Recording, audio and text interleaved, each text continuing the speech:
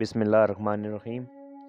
आज हम आपको चकवाल के एक इंतहाई खूबसूरत इलाके की ढलती शाम का एरियल व्यू करवाने जा रहे हैं।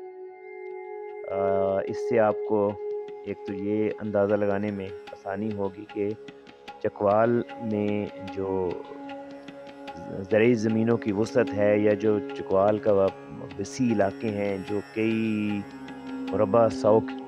सौ मुरबा किलोमीटर जो हैं वो आपको खाली और बियाबान नज़र आते हैं। इस लिहाज से चकवाल में आबादी का तनासब ना होने के बराबर है। ये अब कलर कहार और बल्कि यूँ कहा जाए कि चकवाल और चौसैदन शाह तहसीलों का दरमियानी इलाका है। एक बहुत खूबसूरत पहाड़ी इलाका है और बल्कि यूँ कहना चाहिए कि पहाड़ी इलाके तक रसाई का एक रास्ता है, जो एरियल व्यू आप इस वक़्त देख रहे हैं।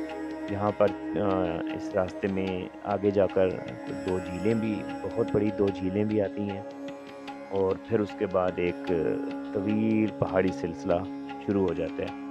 ये मीला मील का फैला हुआ इलाका, इसमें जो शुरू का इलाका है इसमें काफ़ी हद तक ज़राअत और खेती बाड़ी होती है और ट्रैक्टरों के और इस तरह आने जाने के लिए लोगों ने इस इलाके में बाकायदा रास्ते बना रखे हैं।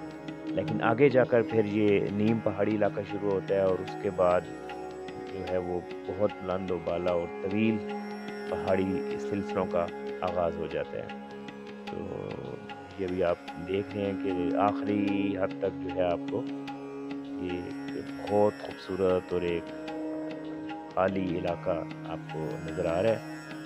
और उसके अगर आप आखिर पे बॉर्डर लाइन पे देखें तो शाम की बहुत खूबसूरत धुंध और फिर आपको एक पहाड़ी सिलसिला भी नज़र आ रहा है। तो यहाँ से फिर तवील पहाड़ी सिलसिले शुरू हो जाते हैं जो इंडिया से दाखिल होते हैं और अफ़गानिस्तान से बाहर निकल जाते हैं। ये अब आप नीचे देख रहे होंगे, ये पानी की एक नदी है जो कि उन झीलों से जो पानी खारिज होता है तो वो इस मुख्तलिफ नदियों से होता हुआ फिर इन्हीं इलाकों से गुजरता है।